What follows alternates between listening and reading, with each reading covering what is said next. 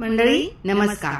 शिवस्वर्णमाला स्तुती हे आदिशंकराचार्यांद्वारे रचलेले एक प्रसिद्ध स्तोत्र आहे, जे शिवशंकराला समर्पित आहे. या स्तोत्रामध्ये शिवशंकराचे वेगवेगळ्या गुणांचे आणि स्वरूपाचे वर्णन केलेले आहे. यामध्ये शिवशंकराची स्तुती आणि त्यांच्या नावांचा जप आणि भक्ताला सुरक्षा आणि देवांचा आशीर्वाद मिळण्यासाठी प्रार्थना केलेली आहे. हे स्तोत्र शिवभक्तांमध्ये अतिशय लोकप्रिय आहे. या स्तोत्राच्या नित्य पठनाने शिवशंकराची कृपा आणि आशीर्वाद मिळतो, अशी शिवभक्तांची मान्यता आहे.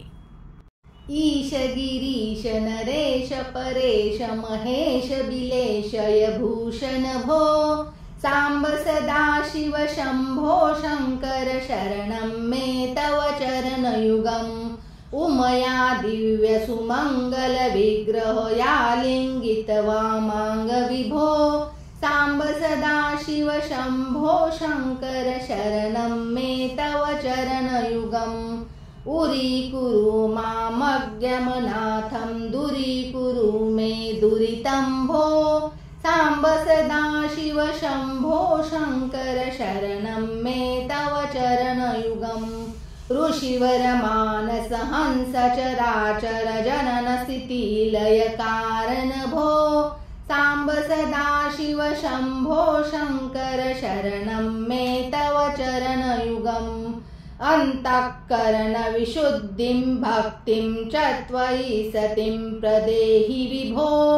सांब सदा शिव शंभो शंकर शरणं मे तव चरणयुगम् करुणा वरुणालयमयि दास उदास स्तवोचितो नहि भो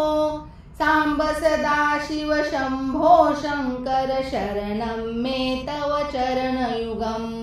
जय कैलास निवास प्रमाथ गणाधीश भूसुरार्चित भो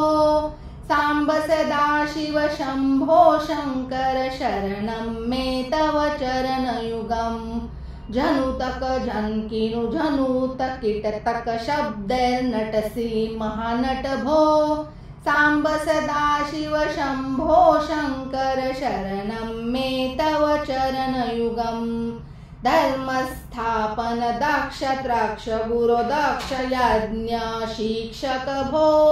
सांब सदा शिव शंभो शंकर शरणं मे तव चरणयुगम् बलमारोग्यं चायुस्त्वगुणं रुचितं चिरं प्रदेहि विभो सांब सदा शिव शंभो शंकर शरणं मे तव चरणयुगम् भगवन भर्ग भयापह भूतपते भूतिभूषितांग विभो सांब सदा शिव शंभो शंकर शरणं मे तव चरणयुगम् सर्वदेव सर्वोत्तम सर्वद दुर्वृत्त गर्व हरन विभो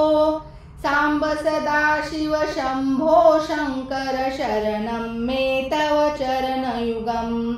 षड्रिपु षडूर्मि षड्विकार हर सन्मुख षण्मुख जनक विभो